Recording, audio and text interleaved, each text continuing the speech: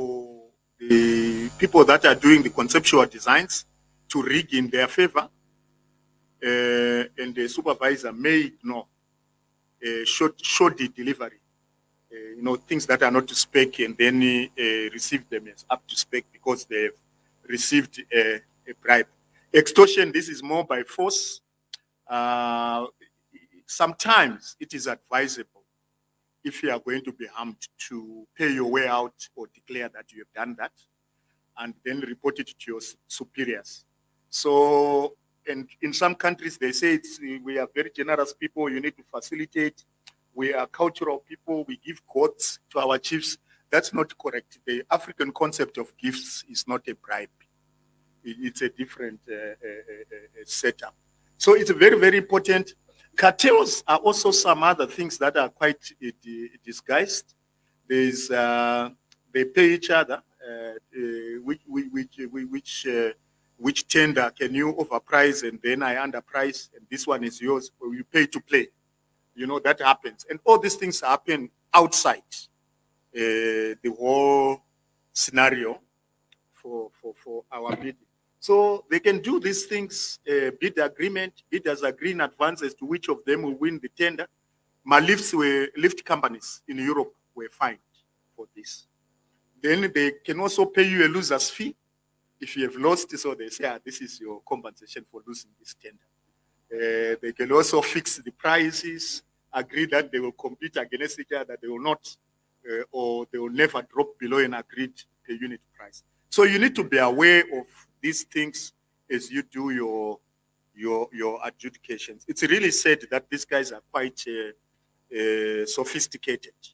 Abuse of power, I think this is where it's centered, where one can certainly abuse whatever power they have for a purpose of an illegal gain, or some form of, examples are maybe an official puts pressure on a manager or a state-owned enterprise to specify a named supplier in a bid to influence who wins. I think the commissioner has hinted to this, to say, come and collect these goods from Harare and take them to Shawan. This is some of the abuse of power. Or a member of the team throws the bidding, it does not declare their conflict of interest. So it's very, very important that these things. Why do all these things happen? I think this is now the thesis or I think we need ethical leadership. Ethical leadership is such that we should know what is wrong or right, and not be, it depends on what I'm getting or what have you, this kind of mindset. So we need to gain trust. You must be trusted officials as people that are entrusted with procurement throughout its value chain. And it's not easy to gain this trust. How do you gain the trust? The trust, you can gain it through character and competencies. I think SIPS has really put this to rest, where your character is your intent. Do you care? Do you have empathy? Are you transparent? Are you open? And also you build it through integrity, where you are supposed to be honest, fair, and authentic, So your competencies are your capabilities or your proficiencies, your skills, your knowledge, your experience. And this can be shown with the results of your reputation, credibility, or workforce, or reputation and performance. So it's very, very important that this tree of integrity is the character, which are your roots, as well as your intent and capabilities, and the results will show by the fruits of the good work you do as procurement team. So just maybe we are throwing around words, ethics. I think you all know it's the ethos, which is conduct or character from the Greek word, but it's mainly concerned with the kinds of values and morals we acquire as individuals, or what society puts to us, ascribes to us. It normally focuses on the virtuousness of individuals and their motives.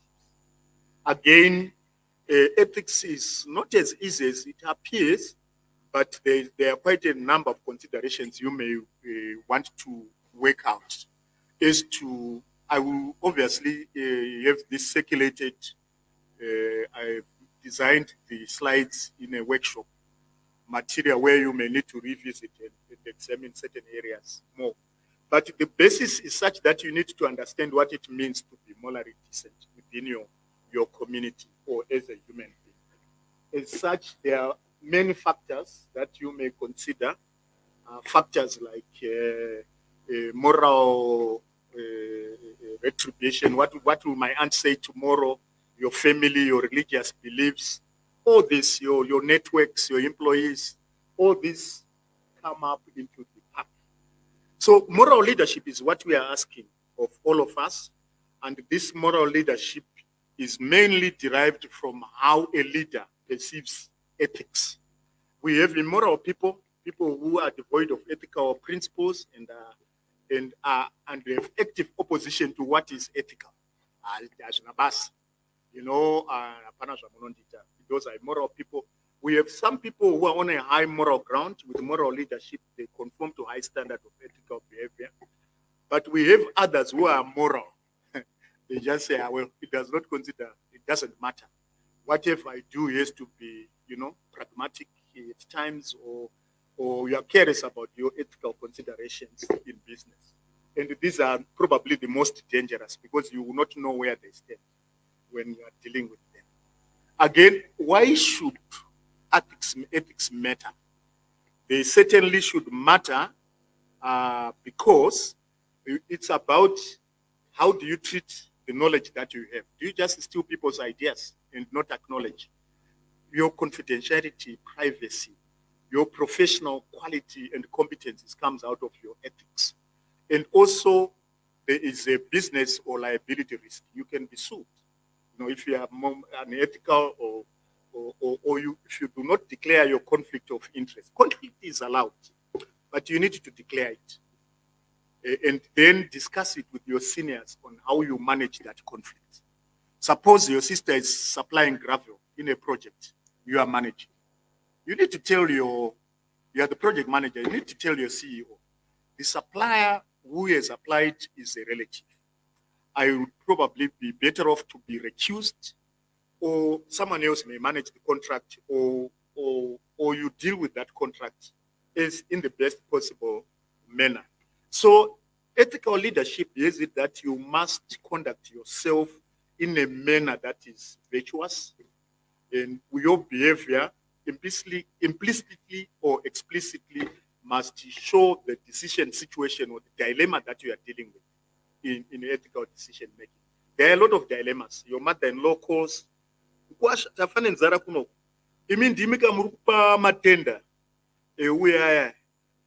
and that's quite a dilemma you have to deal with.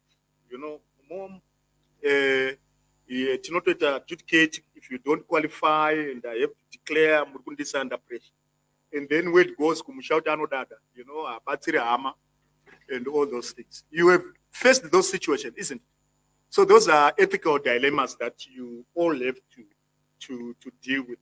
So there are theories to help you to deal with those. There are teleological theories which focuses on the consequences. If you commit a crime, you'll be arrested. If you sin, you'll be punished. And all these has results and consequences. So there's what we call ethical egoism, where you create greatest good for whoever, yourself or the leader.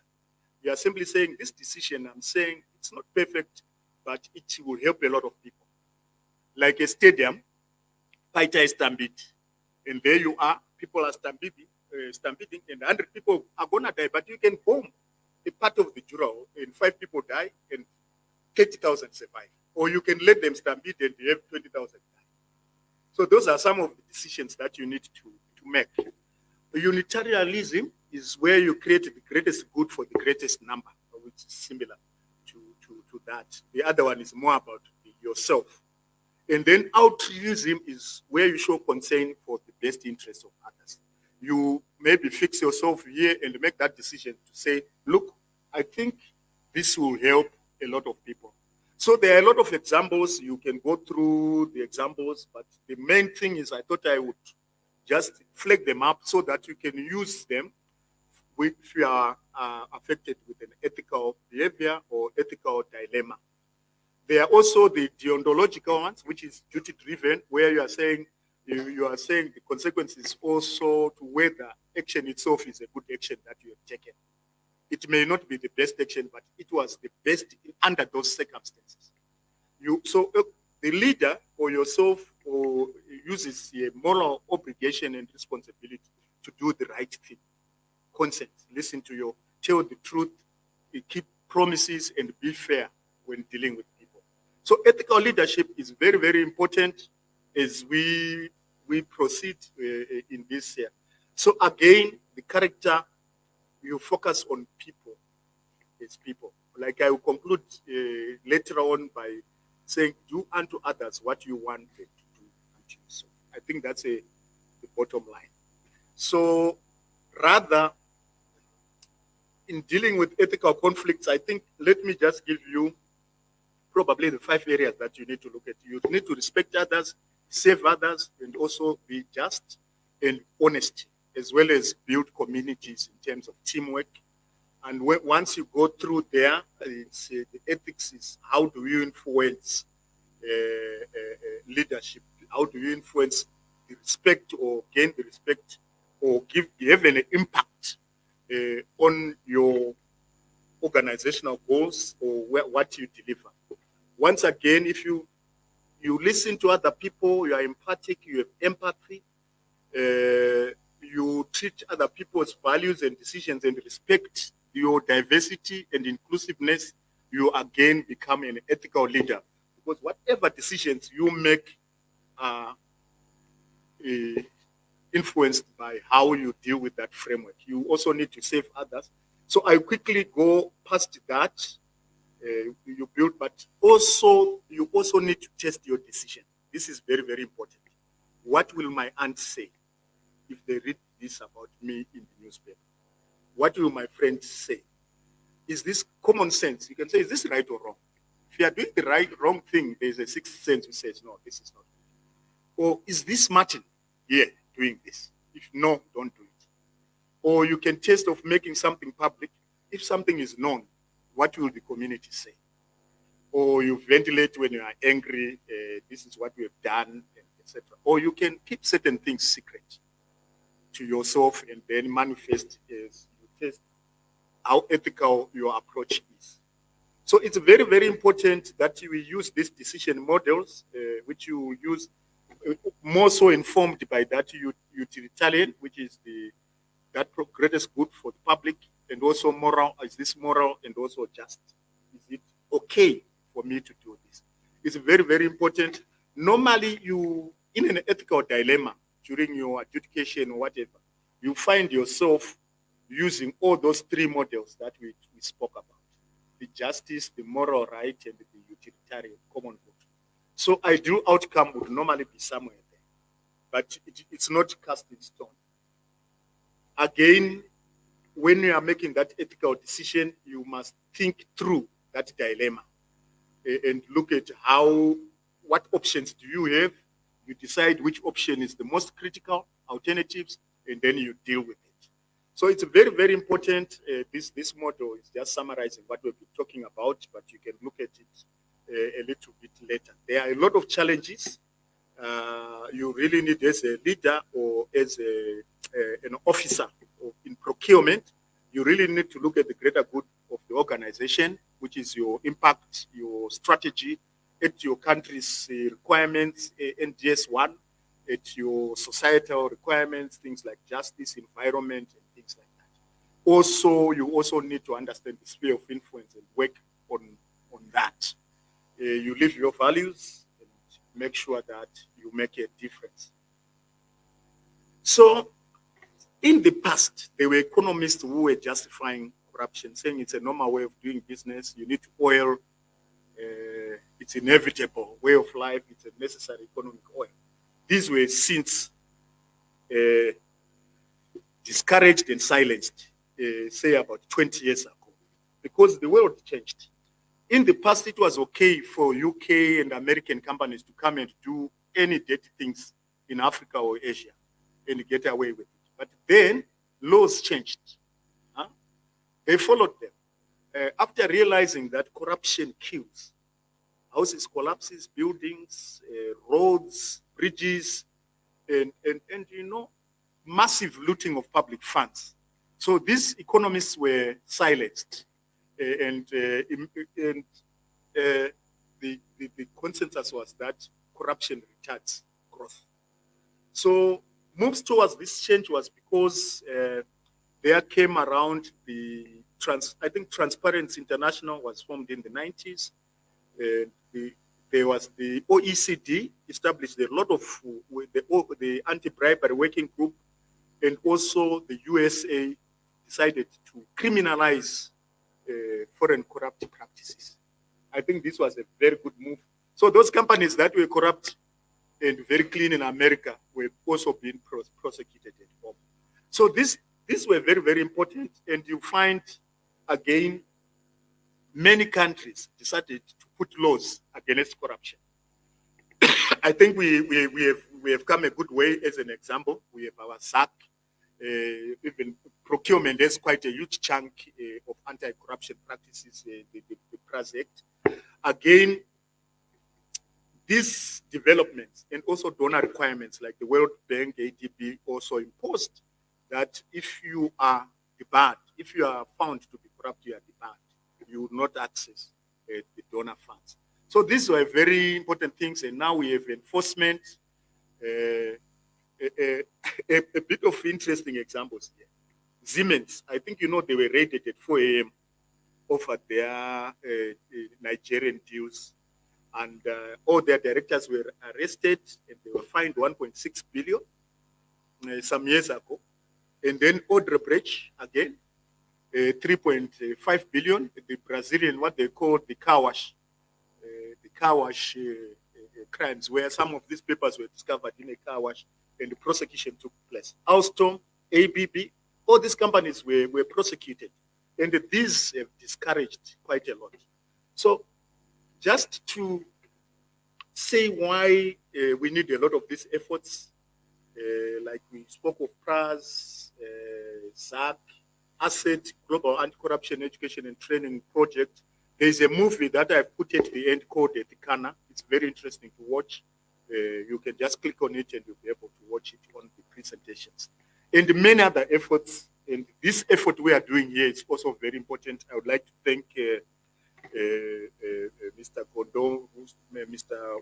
Ruswa, and all your team for this. And if we can have more of this so that people are aware, they are not caught on the other side of the law because they don't understand certain things. So we then concluded that after a lot of analysis that most of these things are just management. Corruption can be managed. You remember when we built Kariba Dam, over 100 people passed away. But we have since realized that with quality systems like ISO 9001, zero harm is possible. You can build that dam without anyone getting injured, and it's happening nowadays. And in the past, it was okay. Similarly with corruption, there are now standards that can monitor and control these standards. And I think with time, most countries are now making them a requirement for you to bid on public projects when you are certified 37001, which is the anti-bribery management system, anti-bribery standard. There's also ISO 37002 on governance and many other standards that the 1400 for the environment and also the 9000 for quality. So it's very, very important that we deal with this as a quality issue. The 371 is very, very comprehensive. It deals with how you can deal with the bribery, how you report it to senior management, how you can put systems to prevent it. But it's not like a bullet, a silver bullet. There's still corruption still remains the biggest risk in procurement. So we need to ensure that we avoid corruption as the right thing to do. Moral is a moral and integrity professional obligation, using our professional standards and many other things. How and when does it okay? Only in the tendering phase. That's what people think, which is quite wrong. In fact, I can confidently tell you after we go through, this is the assumption, but it's wrong. The corruption happens throughout all the stages of the project lifecycle. You can bid a design to favor a company that is the only proprietor of that technology. And then you go to tender, and you can even have cameras adjudicating, you have all the timelines met, but you have already rigged it at the design stage, isn't it? In operation, they built some nuclear power stations in the Philippines. And they were never commissioned. They were just operated two or so months and decommissioned. But $1 billion gone. They paid each other. That again can happen. A government official can have a road designed to pass through his village, etc., etc. So throughout all this dispute resolution, you can also rig the dispute. Corruption happens throughout, even on the tendering fine. Yes, that's what people know, but it might be the least in the complex projects. It might be the least corruption that you see. So we must, even in the planning, in the funding stage, a lot of these things. And the movie Ethicana, you read why it is so common to have corruption and unethical things in construction, because of the complexity of the construction business. You have quantity surveyors, you have engineers, structural, civil, electrical. You also have architects, so many people, different contracts, and then the project manager is dealing. It's so complex, and the duration, it raises a lot of challenges. I think if you go through that, you'll be able to find exactly what is the true cost of that corruption. When you stand, I think I'm almost concluding. But the economic cost of corruption, and why I think ethics and professionalism is very important in procurement, is that corruption kills, and it happens at every level, and it results in reduced in investments, distortion of public expenditure, and also inadequate infrastructure. So it is just on this project, 100 million, they add 10% corrupt over design, 10% of that bribe to win the contract, Chapa 121, yeah? And then you have another 10 million for financing costs, 131. It can go on, and then fraudulent claims, repairs of defective works because the design was poor, and then 150, already 50% over design. So it's very, very important. The recommendations are that it is not sufficient merely to have a good laws and prosecution. We need to do the right thing.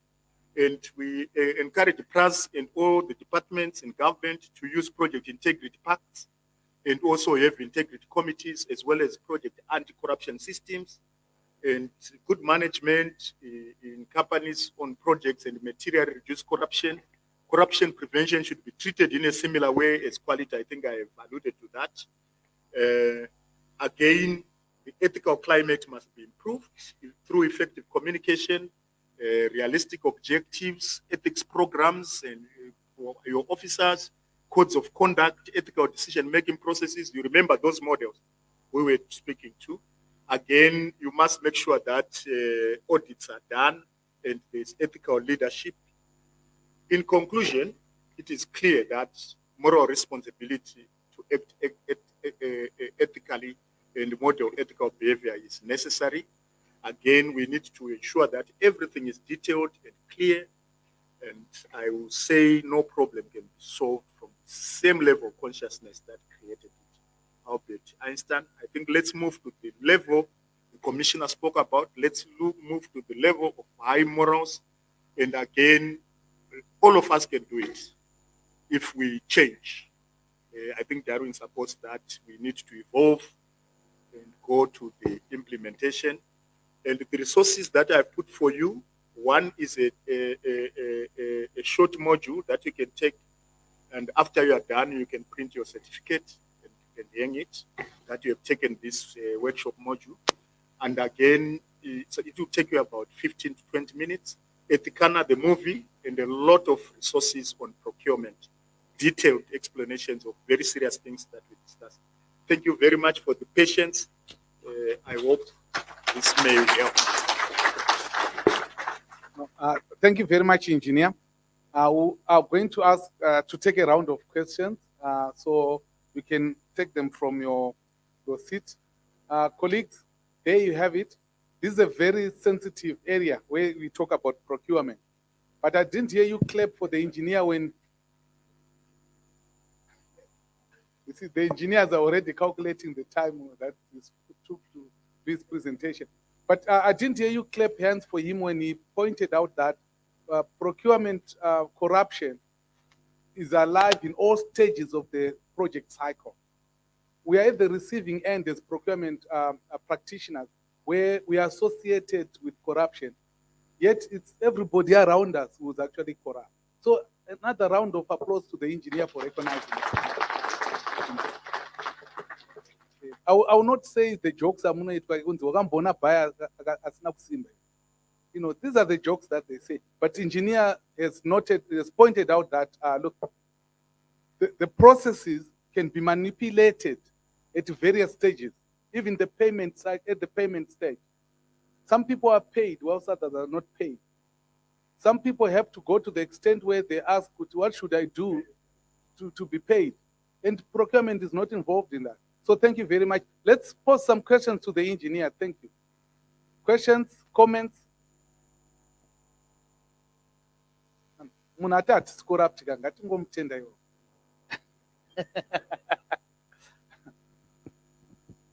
Okay, I think the problem is with the moderator.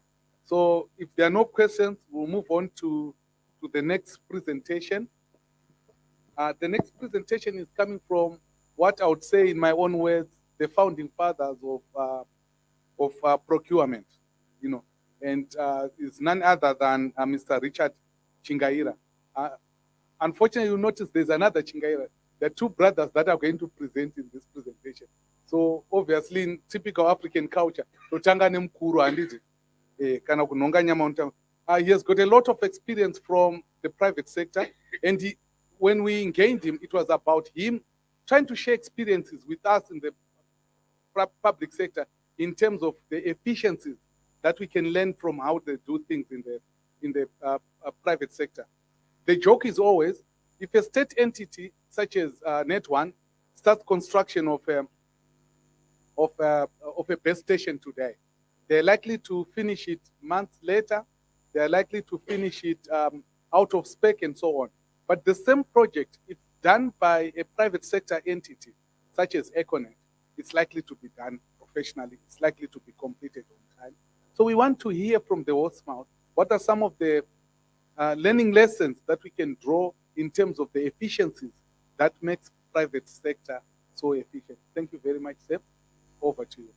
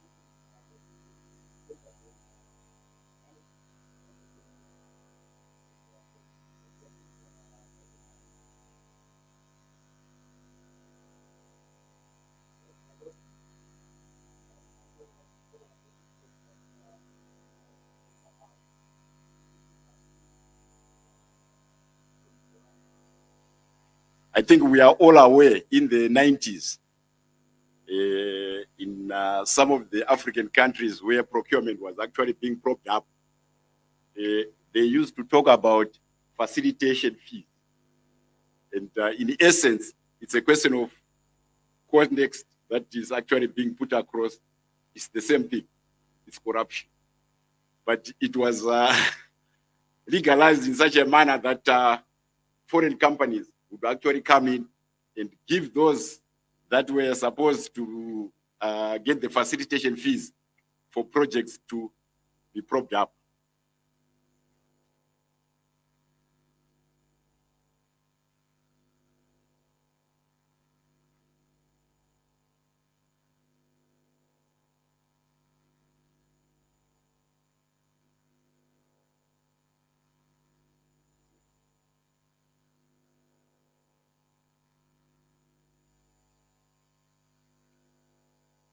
Sorry, the contents of my presentation are going to cover the following topics. The 4 hurdles that procurement officers face in 2022. I dwelled much on the current so that with the examples that I'm going to be sharing with you, you actually understand where we are coming from and where we are going. Secondly, I will also deal with the response strategies to the foregoing challenges that we are currently facing in 2022. And then procurement is the space where there's opportunity for both private and public enterprises to lower costs whilst building value. In the private sector, procurement is the profit center. And even in the public sector, for value creation is the procurement space. So I will say a bit on that aspect as I progress with my presentation. And I will share with you the stage for success with technology. And at the present moment, I think coming from the COVID era, we are all aware that those that did not have the right technology in place could not execute what they were supposed to execute. Value levers, how do we bring down the cost at entity and both process levels? I will share with you some of those strategies. Procurement challenges during the COVID era, I will share with you. And then procurement lead time shortening guide, I will also dwell on that. Suppliers, lead time reduction practice, and the way forward to reduce the lead time.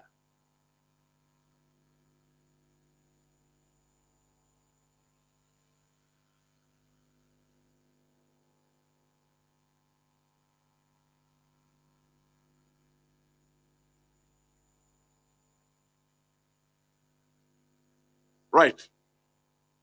What are the 4 top hurdles that procurement officers are facing in 2022? The first one is budget constraints. I can assure you, ladies and gentlemen, that at the present moment, any company that is not reviewing their budgets occasionally, be it on a monthly or quarterly basis, they are not tracking what they are supposed to track. Because rising inflation means procurement officers have to tighten their belts. Otherwise, all we are doing, if we are working on fixed budgets that were done in January, we have got overruns that do not make any business sense. Secondly, supplier performance. We have an issue with suppliers at the present moment failing to perform because of reasons beyond their control. There are COVID protocols in certain areas, and the bulk of the stuff that we actually buy is coming from overseas, and China being one of the major ones. And at the present moment, there are issues with the protocols for product to leave China and reach us. Before COVID era, it used to take us 45 days to get consignments from China. But at the present moment, it's taking us 6 to 9 months. And that's a long time. Do we have the capacity to hold stock for that long period in our coffers? Lack of technology. Despite increases in adoption, budget intend to invest in technology, procurement officers are struggling with missing or incomplete technology. Ladies and gentlemen, in this market, the bulk of our suppliers are still manual. And manual does not help us given the period we are in. If somebody is not coming to work, that means that process is affected. If something happens to the technology because we don't have backup in the local market, we have to wait for somebody from outside the country to help us. All those are issues to do with technology. And then there's the element of stakeholder engagement. Better performance to the next level will come through better communication and business stakeholders. Do our stakeholders actually understand what is affecting the flow of business in this market? That is a question that we need to answer.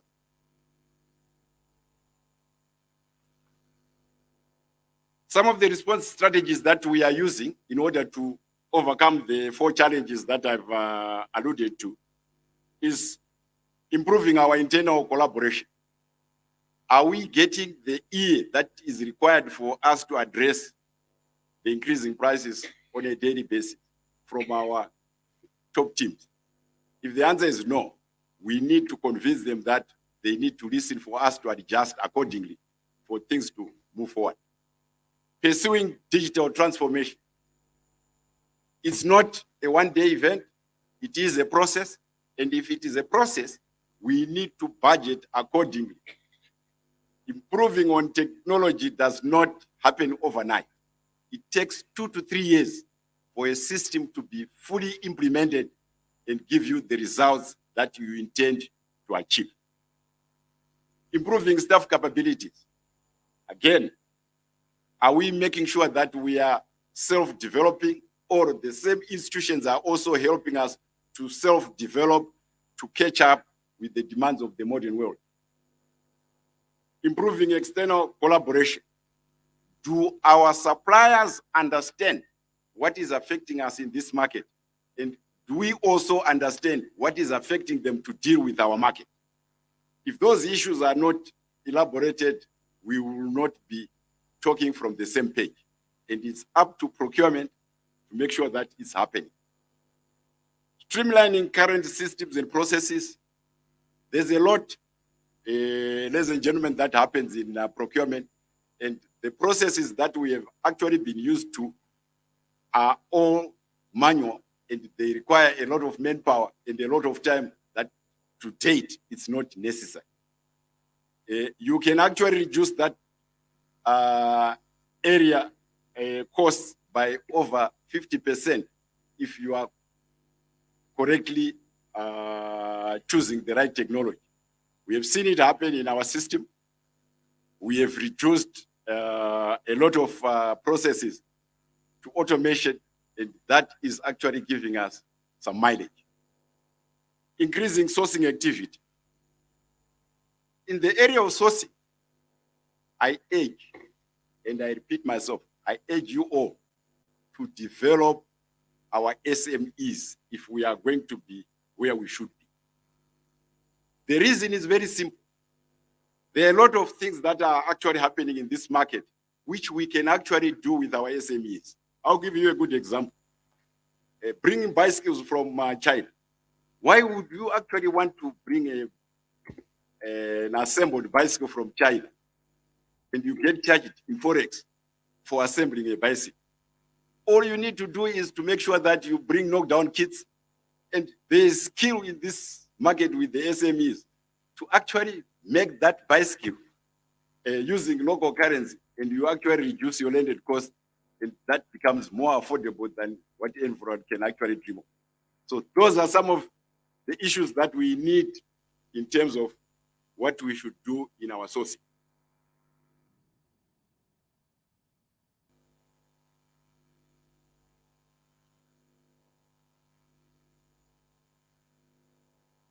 Right. Procurement opportunity for both private and public enterprises to lower costs whilst building value. I gave the definition for purposes of just making sure that we understand where we are coming from. But the key element in the definition, ladies and gentlemen, that we all need to remember is that we have the correct supplier relation. Irrespective, most of you in this room actually buy through bids, but you still need the relationship with the suppliers that you've chosen for your bids to ensure the right thing happens. The second issue is procurement costs. These are related to performance. And are we capturing them as the respective companies perform, or we are leaving it to the last minute to be told by an audit that you went over the budget?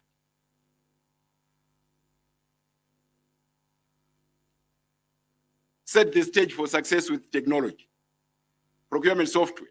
Having wrong procurement tools can actually cost entities spent in wasted time.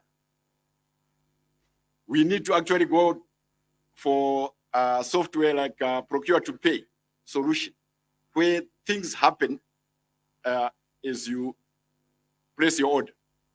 A centralized cloud system, the advantage of that system is you can actually allow all your officers to work from home because it's on cloud, as long as they've got the data. Integrating various systems, you can have portals for your suppliers so that you can link everything that you are doing from your home. And that helps manage the situation. Because at the present moment, do we actually have the capacity to follow each project by driving to the site to see what is happening if we have got technology that can actually give us what we want from a central point?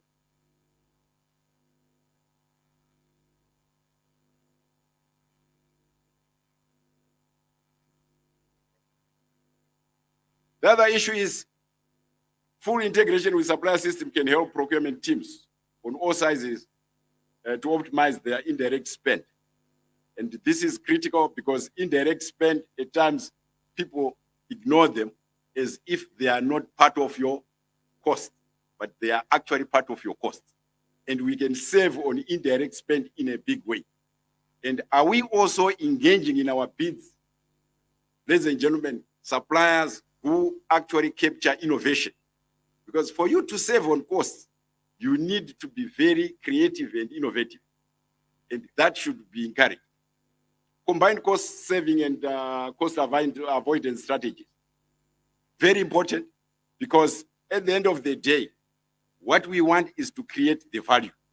Are we still operating within our plan? And the plan is guided by the budget.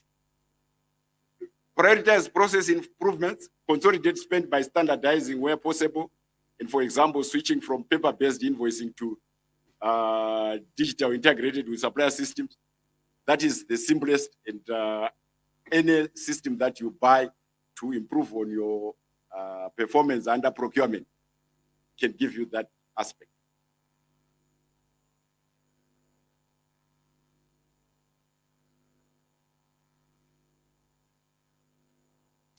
Right, that is actually a bit time, but you get it as you are ended the presentation. But the element that I'm trying to highlight under these two slides on value levers is for us to understand where do we create value to cut down the cost to the entity as well as the process level. Let's make sure that we have business alignment and stakeholder engagement. Ladies and gentlemen, do we have our boards that we report to actually supporting the procurement plan that we end up chasing? If that is not in place, you've got a problem. Because if it's not supported by your top team, how does it then get cascaded to be part of the action plan? So the plan should actually guide us to say they are supporting, we should save on costs, and we should create value. And if that is measured, then they will actually be part of what we are trying to achieve in cost saving. Secondly, organizational structure, governance, and the operating model. It has to be clear to everyone who does what. It should not be left to the winning company of the bid to save the costs outside your influence. Because if you are not part and parcel of that saving, it will not happen. Remember, you only get results on what you check, not what you expect.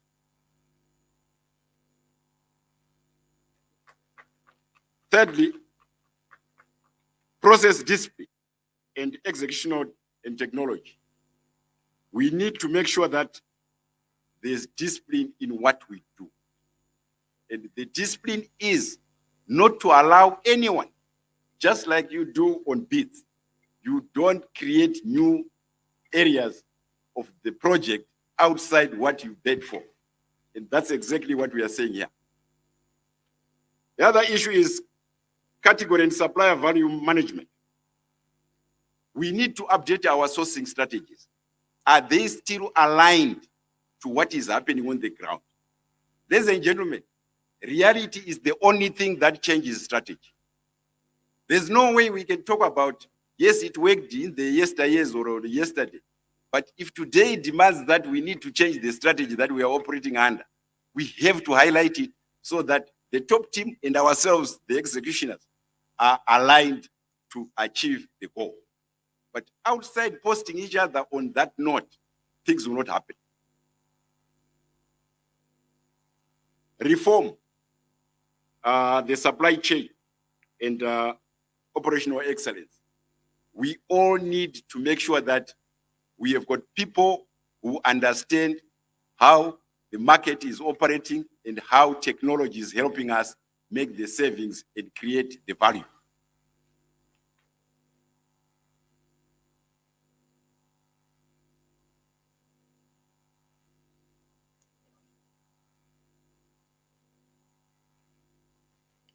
The other issues, which is the last one, is de-risking the supply chain in volatile commodities. Supply chain transparency on risk should actually be very clear. Extensive use of commodity management should always be in place. Like at the present moment in our sector, everyone is talking about shortage of commodities, cooking oil. But how many of us have got that just to check on the world supply of crude oil for purposes of processing for it to be edible? The big players with the palm oil, Indonesia and Malaysia, they are actually turning some of the crude that they use to supply markets like ourselves for edible cooking oil into diesel. So against that background, we are now competing with something that is quite different. So why should we now be shocked that there's a shortage? It's something that we need to adjust to and say, what are the other alternatives that can make us survive? And that is key. There has to be regular supply chain auditing for us to understand what's happening on the ground.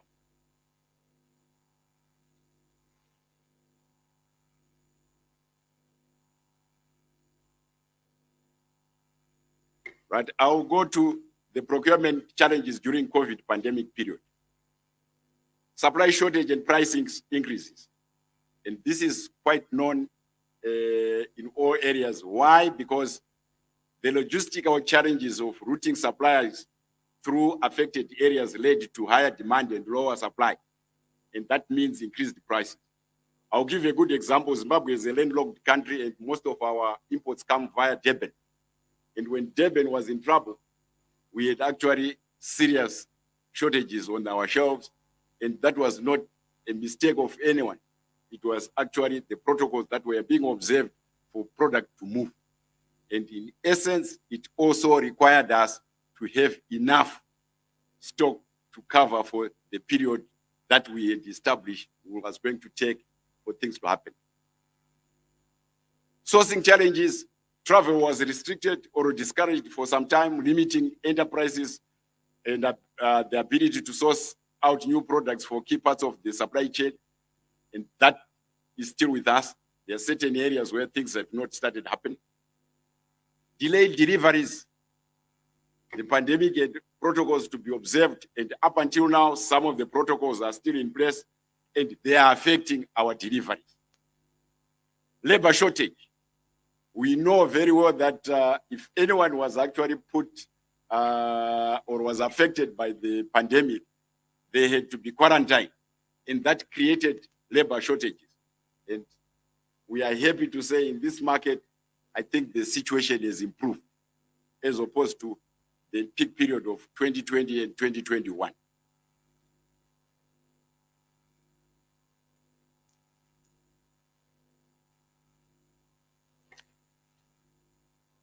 The guide to shortening the lead time. Number one, define business needs. Ladies and gentlemen, in all fairness, every one of us present here knows the core STEM areas of the procurement function that they represent to ensure things continue happening. And those are the needs that I'm talking about. Secondly, do a supply market analysis. Do we have alternatives, or we are stuck in one corner? Develop suppliers for the businesses I've talked about, SMEs. Develop a strategy and plan for working with suppliers. Develop simple documentation and clear specification on tender participation. Selection of suppliers criteria must be clear. Tender documentation must state timelines for activities to be covered, and contracts awarded and execution measures must be known in advance. Let's not repeat what was actually said earlier on. The way forward. Let's reduce unreliable suppliers from our supply chain. Choose suppliers that are closer to our warehouses or sites where deliveries should take place. Share our demand forecasts. Gone are the days, ladies and gentlemen, in the world where we get product off the shelf.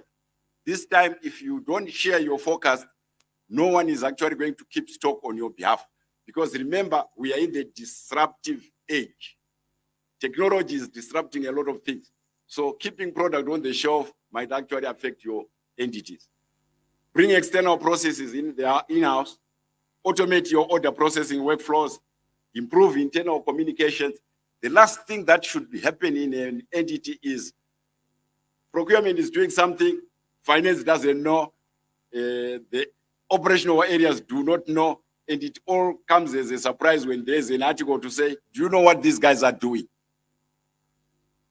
Communicate more effectively within your internal and external customer base. My last slide.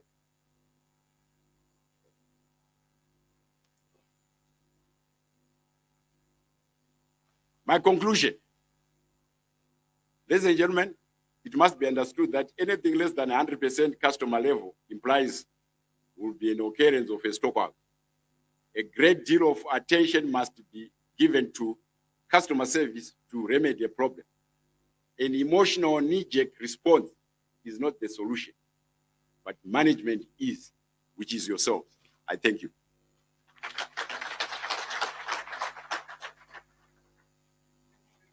For those insights, these are mainly from the private sector. Mr. Chingaira is at the helm of procurement at OK Zimbabwe. I think for the past 20 years or so, he has seen it all. The fact that we can get into OK and get whatever we want is because of the efforts of Mr. Chingaira. So we've got a lot to learn and to be grateful. Another warm round of applause as he takes a seat. I know because of the legislation, because of our regulated environment, most of you will think these concepts do not apply. I beg to differ. They apply. We need to just say, how do we make them apply? You know, when it talks about sharing your intentions, your plans, and everything, we have those provisions in the law. We need to publicize our procurement plans so that the private sector can have an understanding of what we need.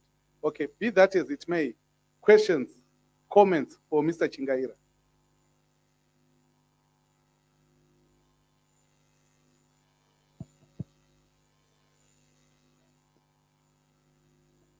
I think we are going to change the MC very soon. Maybe we could solicit more questions. But all the same, I think sometimes it's because of the clarity of the presentation that there are no questions. Our next presentation is a panel discussion. Any gathering of public procurement officers in this day and age in Zimbabwe will not be complete without talking about issues to do with road construction, project management. And we felt it was necessary that we put together people that will talk about project procurement and contract management. So in the following discussion, we have Mr. Chigonyati, the technical director, engineer Chigonyati from Zinara is the technical director. Please, engineer, may I ask you to kindly come forward? He's going to be joined by engineer Pasi Pamire from the Ministry of Transport. He is actually one of the key figures in ERRP to road construction, rehabilitation project. Engineer, please welcome. Last but not least, Mr. Chingaira, the junior Chingaira from Cyphos. So please don't judge him by the experience that the brother exuded. He is also, when it comes to construction, he claims that he has seen it all.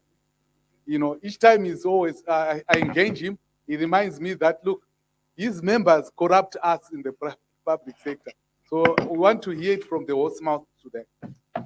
Seeing that these are all very technical people, we felt that this panel can only be facilitated by another technical person. It takes a samurai to train another samurai. Please, may I kindly ask Engineer Manua to come and chair this panel discussion.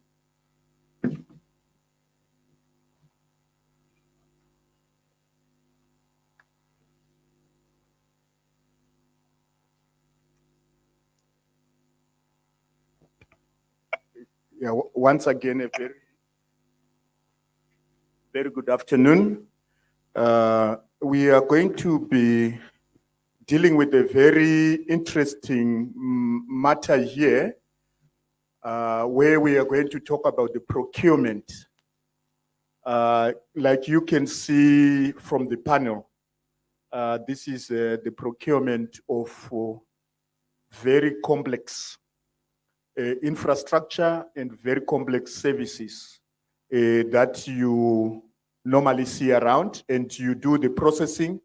But what I want to do before I engage the panelists is to just explain a little bit the forms of contracts or the means of engagement that we need to do before such a procurement occurs. One, infrastructure, because of its nature, has many players. These are consultants, and they should be procured differently. I will get from the panelists, and the consultants will have an array of things that they look at. But what we normally encourage is that before an entity procures a contractor, who is the other party, who would actually build the infrastructure, they should have undergone a very serious introspection in terms of conception of the designs, conception of the feasibilities and pre-feasibilities of the possibilities of that project.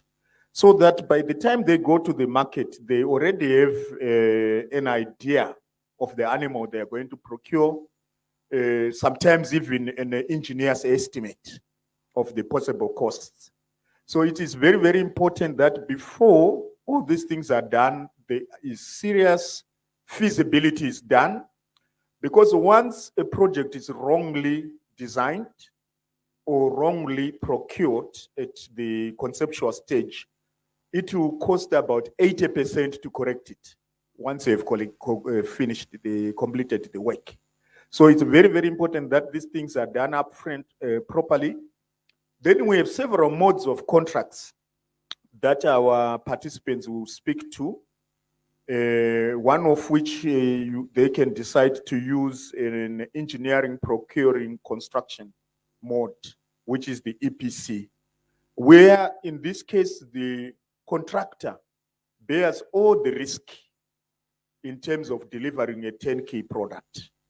Then they can decide to manage 3 separate contracts. One that is for the consultants, the other for the contractors, and then maybe if there's a financing element, then for the financier, then it becomes a 3 envelope. So I would like to probably, against that background, first of all, find out from Mr. Chingaira, who is from Cyphos, CEO of Cyphos, what are procurement modes contractors engaged in? That's number one. And what contracts are we using in Zimbabwe? And how do you think they are being managed before I will go to an employer or an owner of a project, which will be Sinara and then the ministry?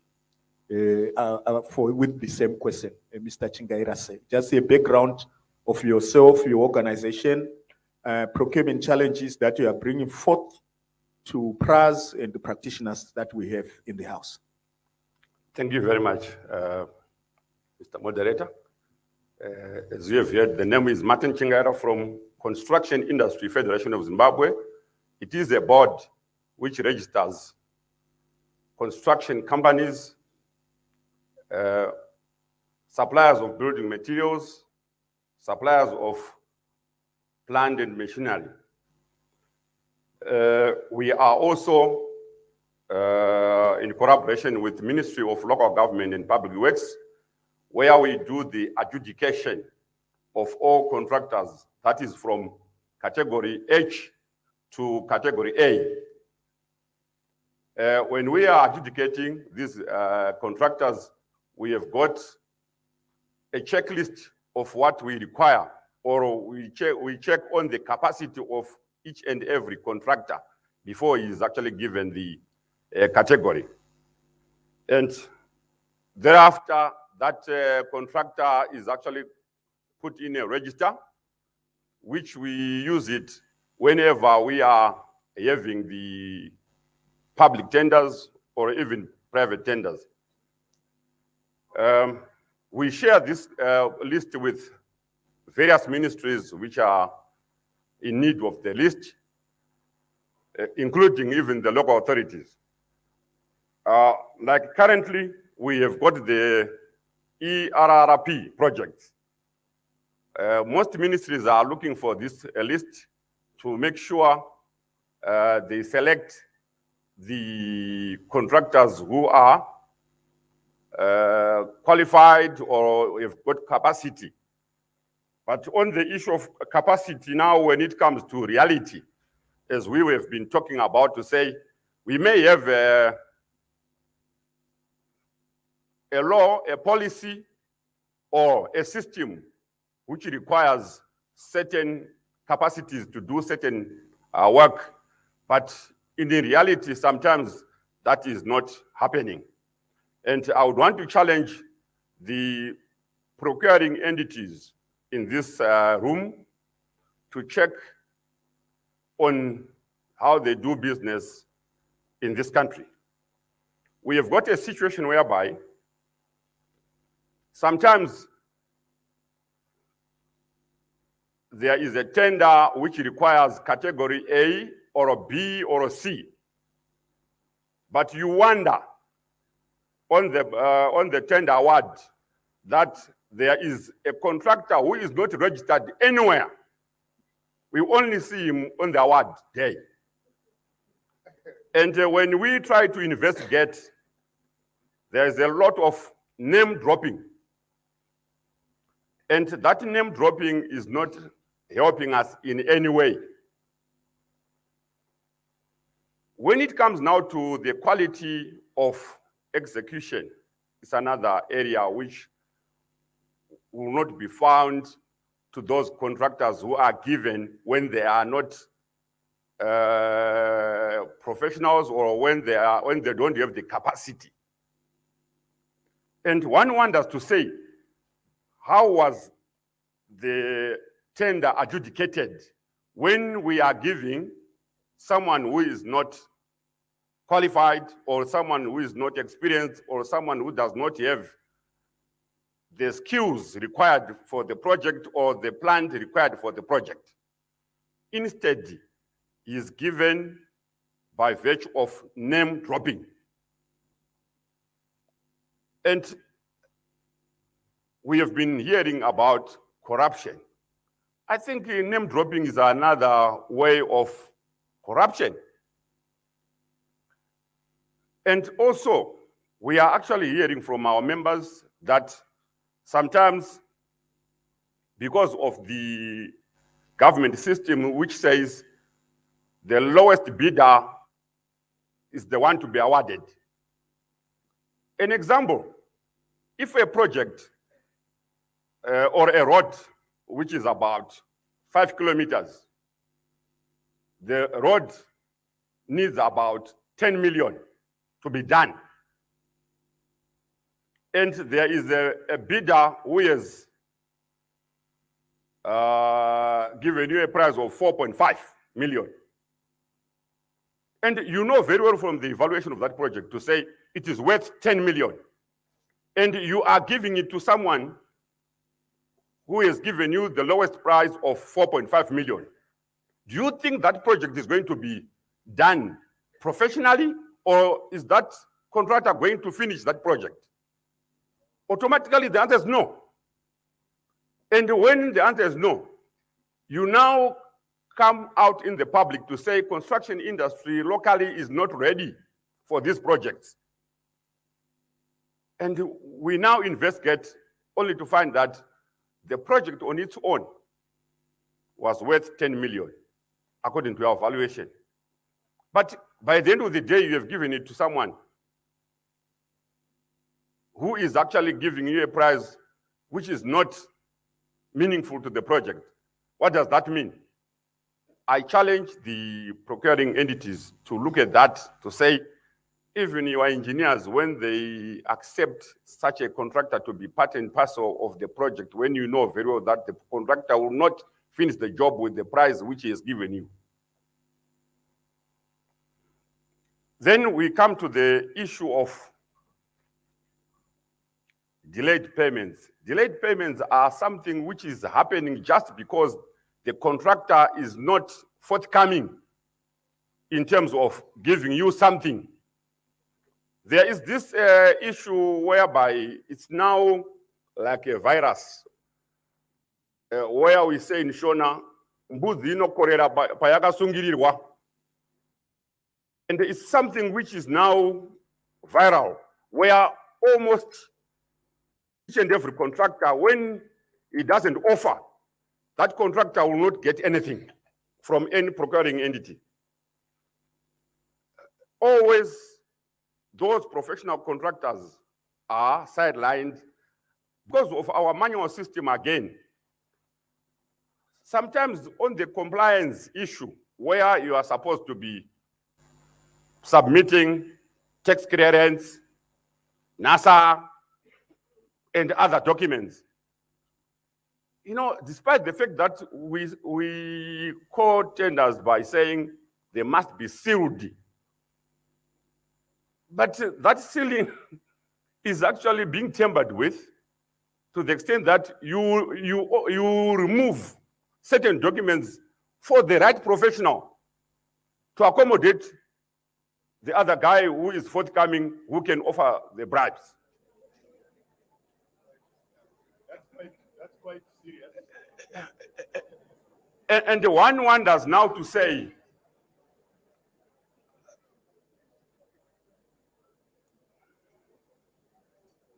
I think there is a bit of a memo from the crowd, from our indeed participants. That's quite some malefficiency, and that can be responded to during the interaction. So just hold the questions so what I will do is, Mr. Chingaira, I think you have really given quite a mouthful. You have stated the complexity of your industry, the grading of your contractors, the irregularities that happen, also the payment, also the requests for bribes at times. And this is not even to blame one side. Some contractors are well known for offering khaki envelopes. They are well known, those guys. You see, this guy always gets these jobs because he's lined up his team. So I think we get it from the Federation of Contractors.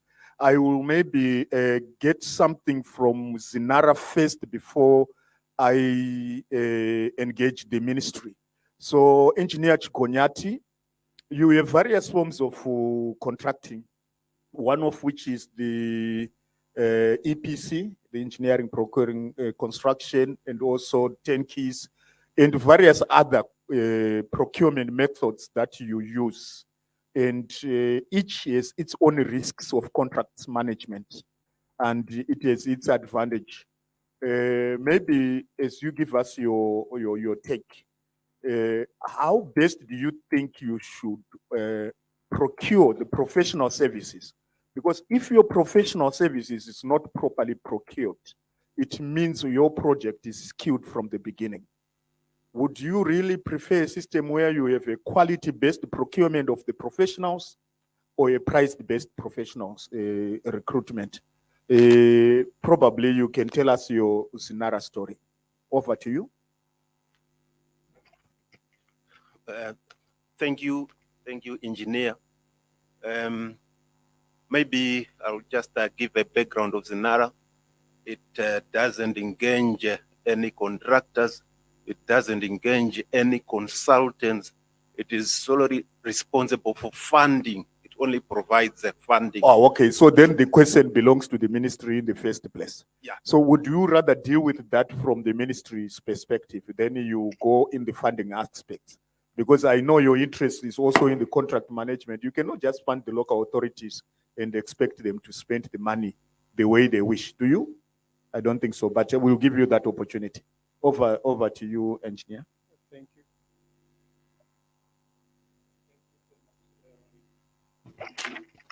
Thank you so much, Engineer Manua. My name is Maron Tatenda Paspamire. I'm the Deputy Director responsible for roads maintenance within the Ministry of Transport's Department of Roads. I'm also the National Coordinator for the Emergency Roads Rehabilitation Program. So much of what I'm going to say, I'll be drawing from lessons we've learned from the Emergency Roads Rehabilitation Program.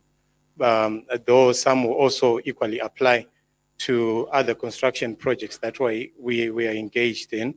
Mainly on the Emergency Roads Rehabilitation Program, you find that we are mainly focusing on two types of contracts. The main one being a design and build.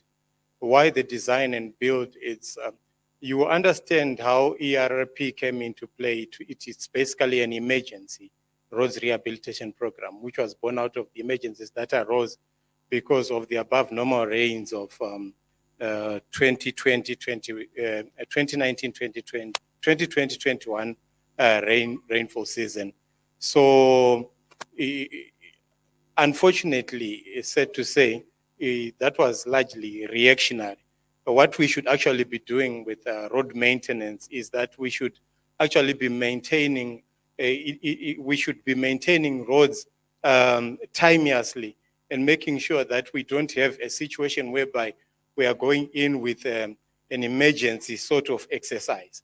That is what we should be doing. But unfortunately, we find ourselves in such a situation. So this design and build, it actually collapses the time that would actually be needed if we're going to be procuring those projects on a separate basis in terms of the design and the build. So what happens is actually the bidder bids for both the designing of the project and then the building of the project. If the bidder is not well versed with design, then they can then solicit for the for a consultant who then do the designing on their behalf. But what would then want from them is a single bid for which they are going to bid for both the designing and the building of that project. So I guess we all see how that then collapses the time, because if we're going to have a period where we are going to do the design, then armed now with the design, we then solicit for another bidder, that would actually take a longer period of time for us to then come up with somebody who is going to do the project and then execute the project. Then the other type of contract that we are using is the output-based contracting. Here, mainly we are dealing with lump sum contracts where most of the risk is borne by the contractor. The contractor is introduced to the project and its environs, and then they are asked to submit a bid based on what they think is needed to come up with the product that is needed at the end of the day. So they then price based on what they view would be the needs of that project. So that's why we are saying that risk is then transferred. Most of the risk is transferred to them, because once we agree on a price, we are just looking at the product at the end of the day with the milestones that we then agree to say at this milestone we will then pay, at this milestone we will then pay. Sometimes also the payments will be based on certain thresholds that we set to say especially the minimum threshold. We then say you cannot invoice for works that are below this certain threshold. So basically, I think regards the emergency roads rehabilitation program too, that's how we have been looking at our I contract. think I will stop you at that and we'll revert further. Okay. I think generally there should be a road condition survey that informs how you plan on how you maintain the roads and then therefore avoid the emergency procurement because it's a shortcut and it does. I'm happy you are aware of the implications such that the procurement is done hurriedly and some of the risks are that we may not get the best product in the right time, quality, and at the right time in the budget. But it's an emergency. It was declared a national disaster, if I'm not mistaken. And I hope there should be an end to it because then we go back to the normal. I will go back to Engineer Chikonyati. As a financier to the local authority, what procurement issues do you face or contractual matters thereof in the way the funds are utilized and also the products or the projects are done? But I remember there was a time when there was an infrastructure company that was a joint venture between a contractor and Sinara. That's also a JV procurement, which basically you may be at liberty to discuss whether that JV would be the best thing to do or what circumstances. But however, tell us the Sinara and the financing spectrum that is your mandate. Thank you, Engineer. We basically fund road maintenance and not road development. So we disperse to 93 road authorities, which are broadly divided into Department of Roads, DDF, urban councils, and rural district councils. So the challenges that we face in funding is first, the selection of the projects to be done. Normally, you will realize that road authorities do not select high impact projects. And sometimes they select road development project. Everyone would like to have a surface road, but the SNARA funds are meant to preserve what you already have, that is road maintenance. Secondly, there is an issue regarding scoping of the works of or what needs to be done. So these road authorities have got road condition surveys. But the scoping now leaves a lot to be desired. There is poor scoping of the works to be done. And again, the intervention methods that they use, sometimes they are not up to standard. You realize that somebody will go to rehabilitate the surfacing, while the bases underneath those surfaces have collapsed and need to be rehabilitated. So that's an issue regarding scoping. Very, very interesting here from Sinara and also from the ministry. I think we are knee-jerking in most cases. The real gap is we need to do a proper feasibility, pre-feasibility, which means there's a missing element here. The road condition surveys and also the feasibilities on also how the money should be used should be done by properly selected quality-based selection of consultants that are tried and tested. And I guess that is not being done or because of the constraints. So rather in my last round, before I open up, I would like to see what is the best format for procuring these infrastructure services and how best can we negotiate and communicate this to all the stakeholders so that we come up with a proper framework of how we should work together as the value chain of the construction industry. and this stems from policy. I think the ministry would probably come in first before I go back to Mr. Chingaira. Sure. Maybe to start with, let me acknowledge your point, engineer, in saying that there should be proper planning. I think every group project and product thereof actually stems out of proper planning. And I would like to think that as roads authorities, not only the Ministry of Transport as represented by the Department of Roads, but other roads authorities as well, there is some degree of planning. If you look at our economic blueprints that we have had, the ZIM asset, now the TSP and the other one that we are using currently, you notice that there are projects that people actually sat down and looked at and said we are going to do these projects, but ultimately, which projects were then done? Having said we are going to do these projects, were those projects actually done? So there's some degree of planning that goes into the projects that we do, but sometimes those projects are not followed through, and also sometimes there is scope creep whilst we are actually looking at the project that we actually need to do. Sometimes the scope changes, sometimes the projects change, and in this fact, I think probably local authorities would know best how they do those selections. But sometimes we find that the plans that we had laid out for them, even within the emergency roads rehabilitation program, we have a booklet which actually shows which projects we are going to do under which roads authority. But sometimes we find that they are doing other projects which are totally divorced from what we have in the agreed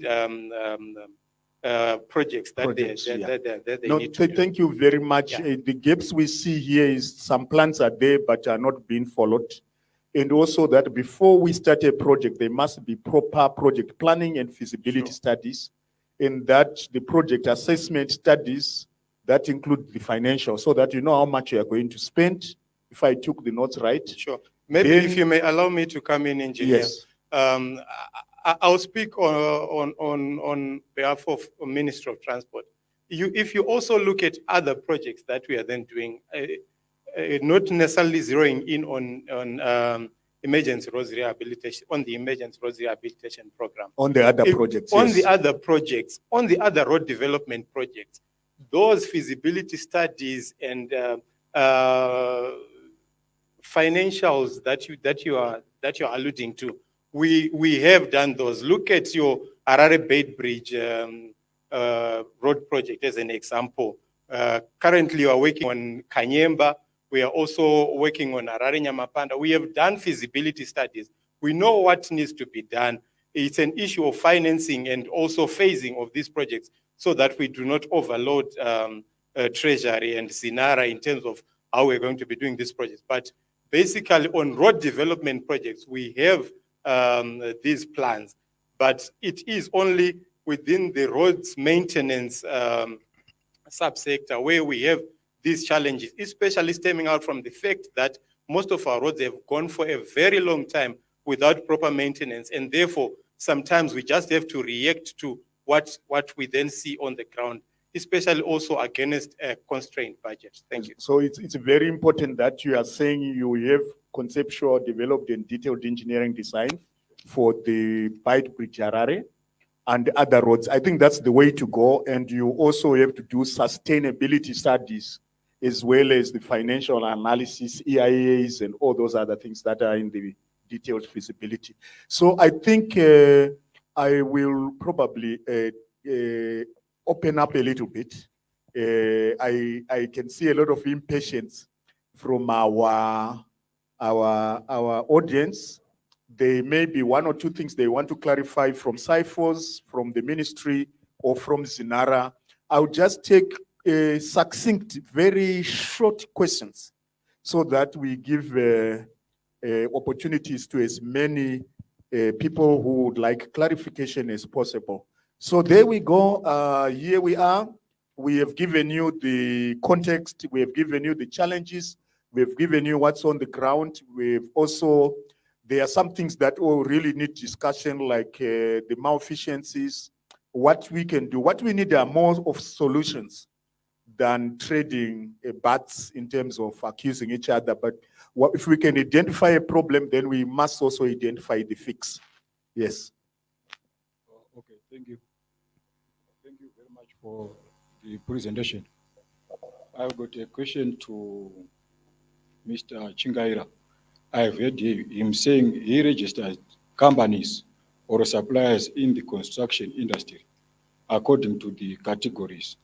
So I've got a question like, if a supplier does a short job like in rehabilitating roads, who is liable or who is responsible for these short projects done? And under normal circumstances, how long can we expect a road to last after being rehabilitated? Yeah, okay, I take it that question goes to the ministry, that of the duration and the condition of the road. Wachingaira anzimuka register munu, mune mato muendosaka. It's like a third-party endorsement, so you should also be variously and severally liable for their misdeeds. Do you have any incentives for the people you register? Do you demote them or you keep them in perpetuity? Yeah, the question to you, Mr. Chingaira. Thank you very much. As far as I'm concerned, in terms of our members who have been categorized properly, I can rest assure you to say it's something which I would also wonder to say. There is a design which has been done, which is actually going to give us the scope of the work or specifications.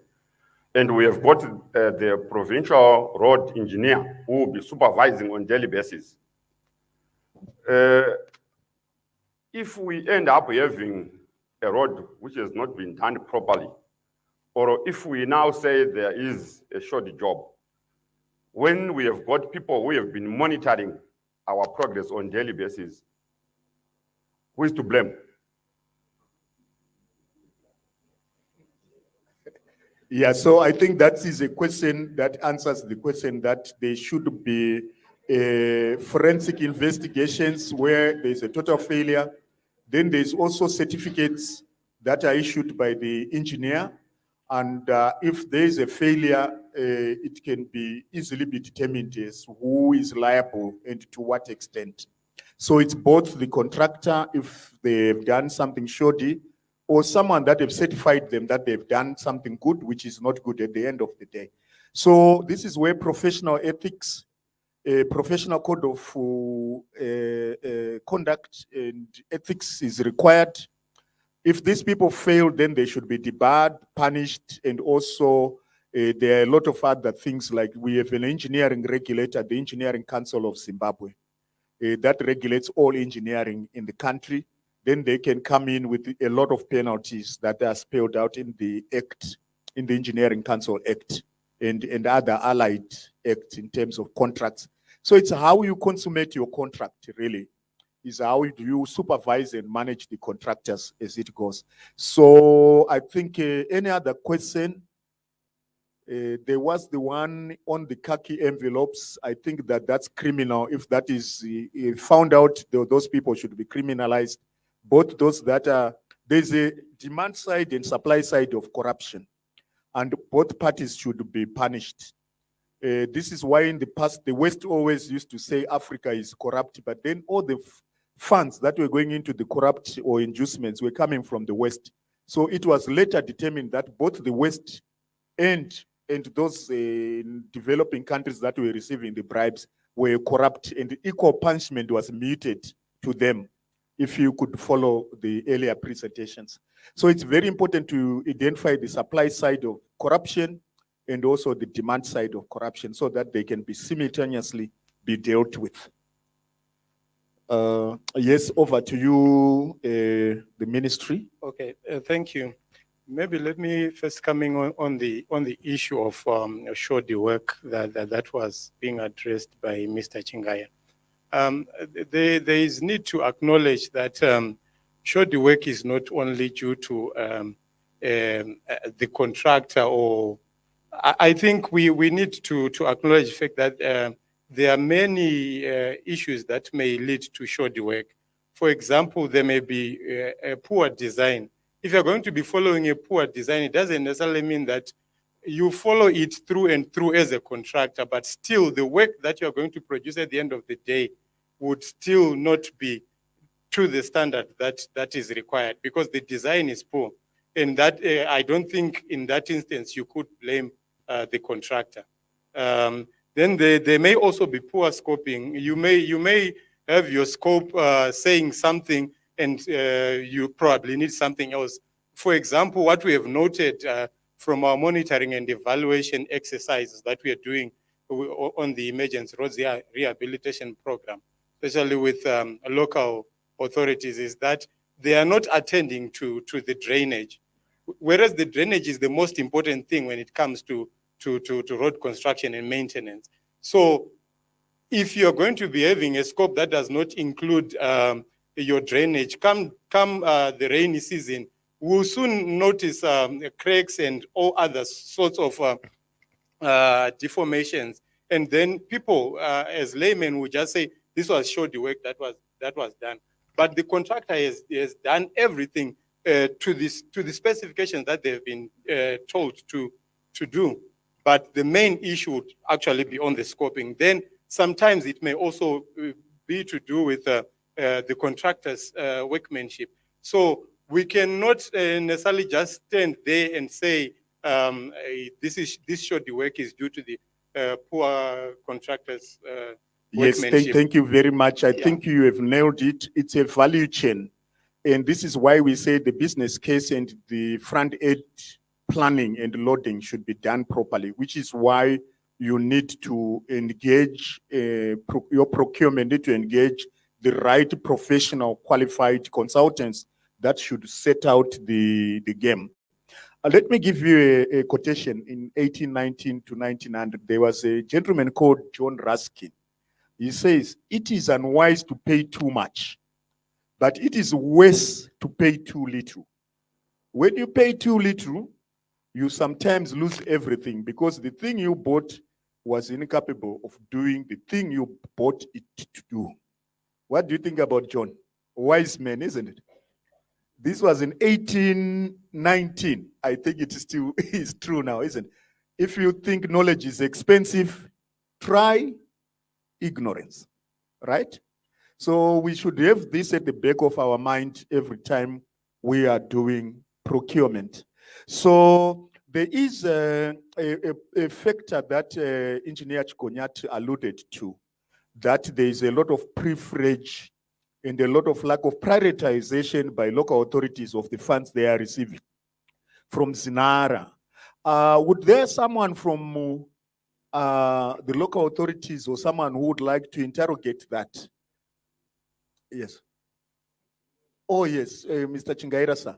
Thank you. My question is on quality. Who is responsible for the quality of our projects? Because from the discussion, it appears we are all sticking to how much it costs, what is involved.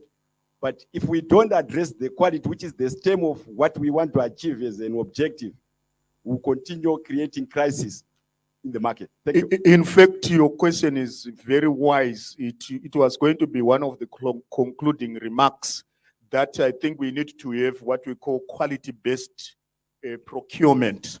And in a quality-based procurement system, I think we are going to, as professional organizations and as people in the built environment, come up with a proposal for a statutory instrument, or for one of the enabling operating instruments for the Act on procurement, that there should be a quality-based focus that is, looks at the business case and also put and procures the right professionals. These are the people that are the owners. The owner is too busy doing a lot of other things. let's not even mess around with this. It's a big project. He also looks after his staff. He looks after so many other things. So they need what we call an honors professional, an honors engineer that is tasked with the quality assurance, with coming up with all those feasibilities, even with the adjudication and selection of the right contractor, depending on the right specification or procurement mode that is used. So quality is a continuous thing, and if you don't invest well at the beginning, it's very difficult for you to correct the mistake, especially if your design is not done properly, like he said. It will be impossible to correct the road when it's complete. It will cost you 90% of the total cost of starting afresh.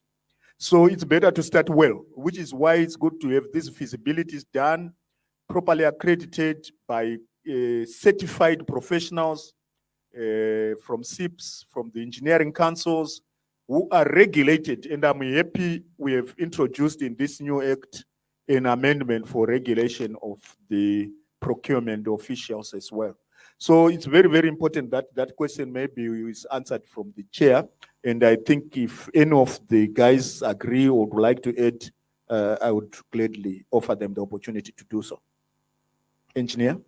Thank you so much, Engineer. Maybe just to come in on that, quality management and quality assurance on our projects is a direct function of the project engineer as assigned by the client.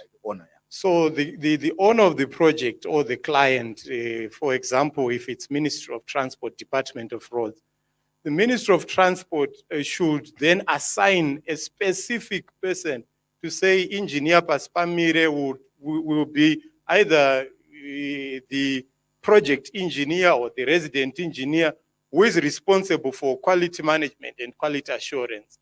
You will be checking the project at these stages. That is well documented in our manuals and everything. So at the end of the day, Engineer Paspamire should then be answerable in as far as quality is concerned, based on the design that he has at his disposal. The quality cannot be more than the quality that has been prescribed within the design. So basically, the quality assurance and quality management on a project is a function, is a direct function of the project engineer as assigned by the client. Thank you. Yeah, thank you very much. I think as we head towards the close, do we still have any other burning questions before I summarize? There are two issues that came out. One was on best practices. That's what I'm going to summarize. The other was on the challenges the industry is facing and the way forward. Mr. Chingaira, sir? I just wanted to highlight on the basis of private sector. I think private sector is formed as a business and it must be making profit. For currently to talk about a lump sum contract, which is a fixed contract in our current environment, I think we are definitely destroying private sector. We say government is there to facilitate the growth of private sector, not to destroy. But currently, as we continue to use lump sum contracts, automatically private sector is going down. Yeah, I think you nailed it. The private sector must manage their risk management properly in terms of the risk of payment, which basically means they need to ensure that whatever price is charged is sustainable. And if it's a currency, then it's a preservable currency that preserves value for the lump sum to deliver exactly what it was costed at, which basically means there should be escalations to the lump sum. That takes into equation the inflation and also the supply side of the other labor, materials, increment, or even the developments in the other sectors in terms of the supply. I think the contracts are not like really fixed in stone. I know in Zimbabwe we're using our contractual, the contracts for construction Yes, ZCIC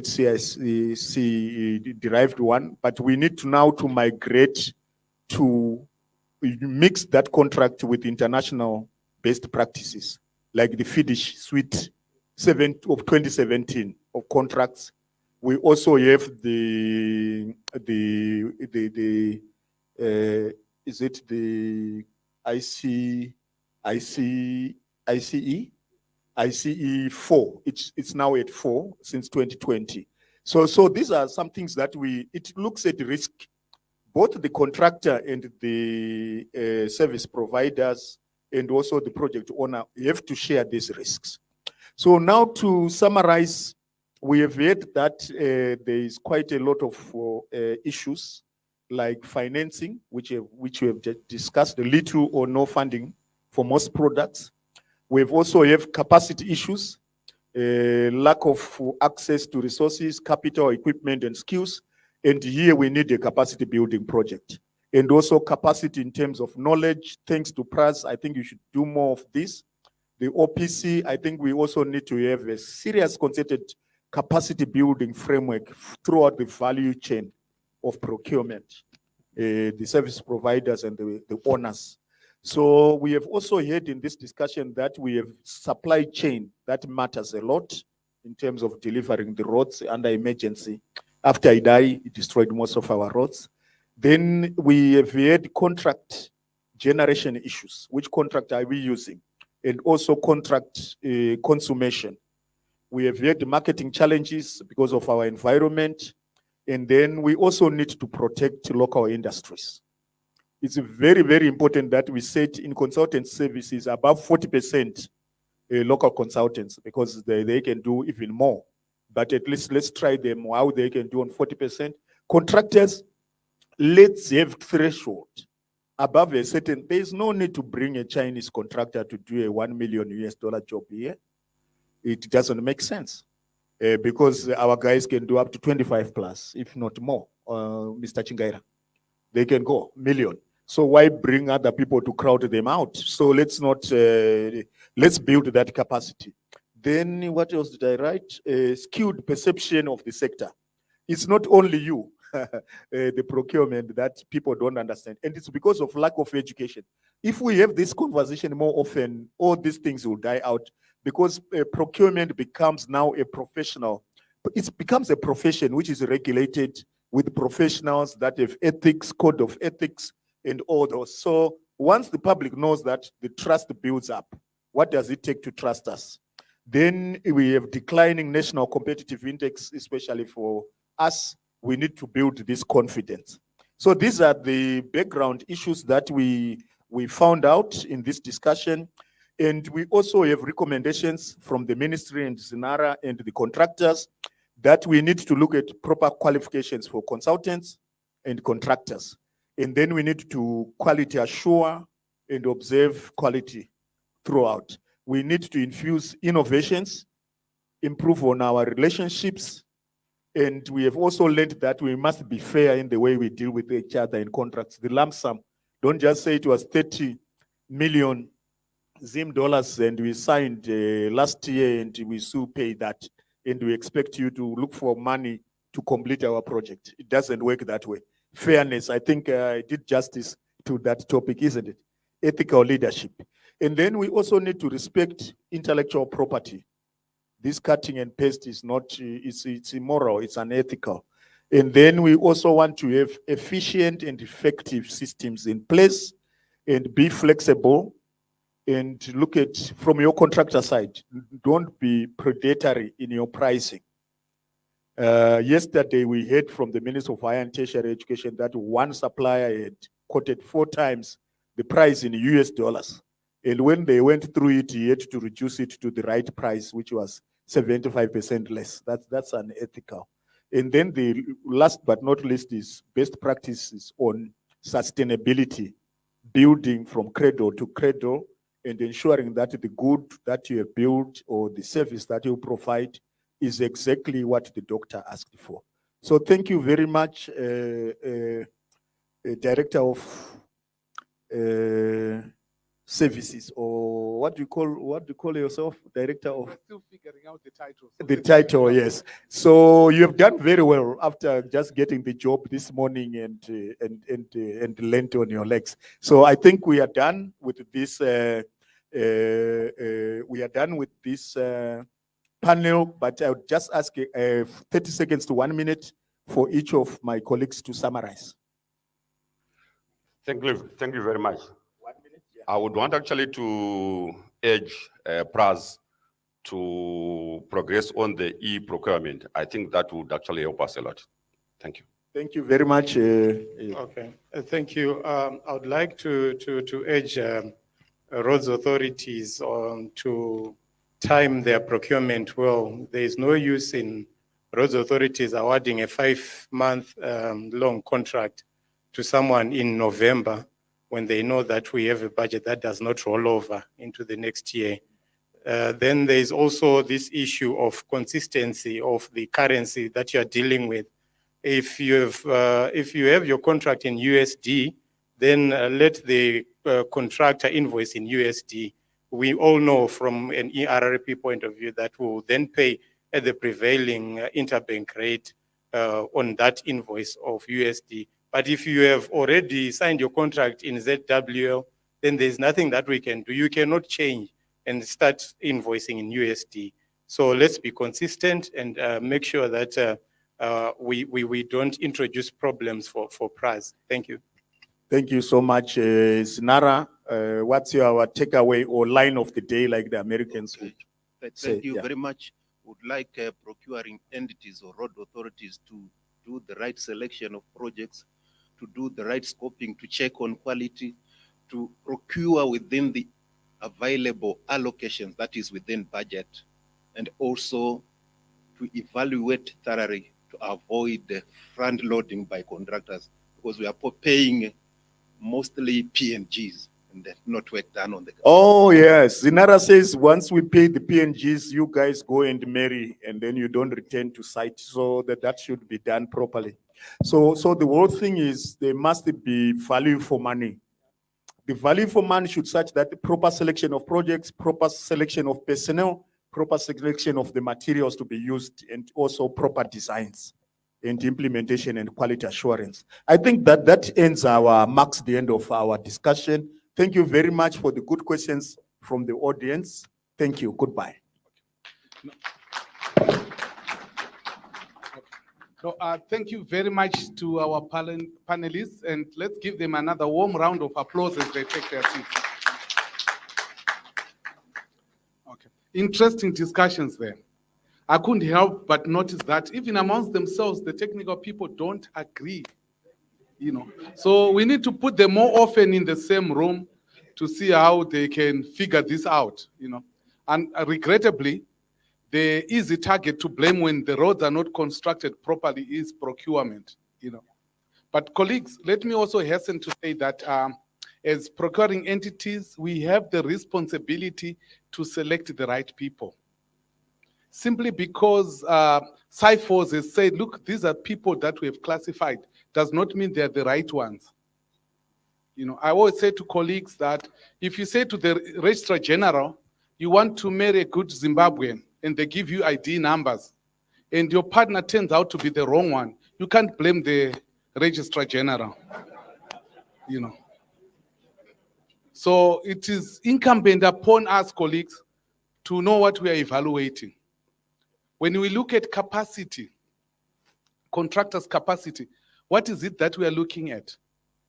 Most of you have seen you ask for financials, audited statements. What is it that you look at? Most of you just tick a box and say compliant. I've not seen a single evaluation process where you have queried to say, look, these people's turnover over the past 3 years does not warrant that we give them a contract of this size. This is the sort of thinking that Engineer Ganda was talking about yesterday. So we need to now gravitate from the simple tick boxes where we are saying compliant, to looking at real issues of when you say capacity, how do we look at capacity? Do they have the qualified personnel? Are they going to be available in the projects? How are we going to ensure that the personnel are available on the projects. When you look at financial capacity, what is it that we're going to look at? We look at their bank balances, we look at their turnover, we look at the value of the project. So there's so much, colleagues, that we need to be looking at. We have been asked by PRAS management as capacity building to now develop specific training programs targeted at evaluation processes, the couching of specifications. We even at PRAS don't have the in-house expertise. So we're also calling upon the Engineering Council of Zimbabwe. We're calling upon all these experts to work with us to come up with proper evaluation guidelines. Because at the end of the day, I think what we see is we are failing to be able to identify risk in certain contractors. So seeing that I'm now standing between you and your lunch, we need to break for lunch, but I've been kindly asked to ask you to just allow the two front rows to move out and then allow them about a minute or so that we avoid certain bottlenecks. So on that note, let's regroup at exactly 1400 hours sharp, and please enjoy your lunch.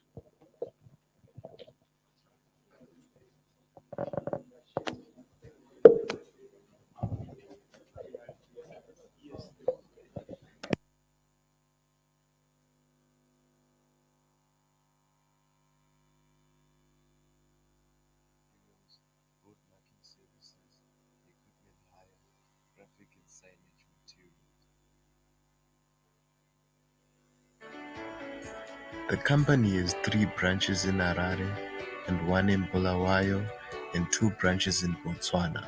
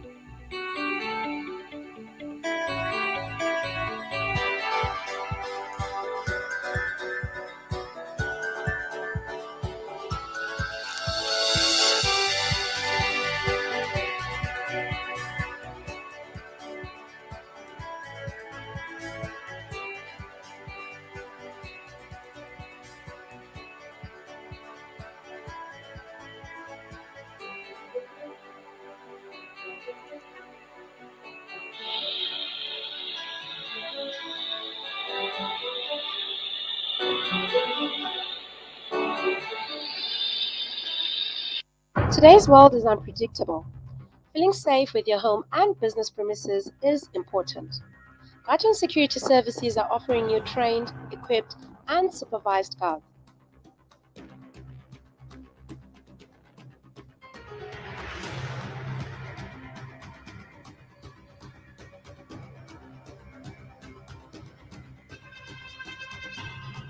For more information, contact the marketing team on +263 772 612 715 or +263 772 166 142.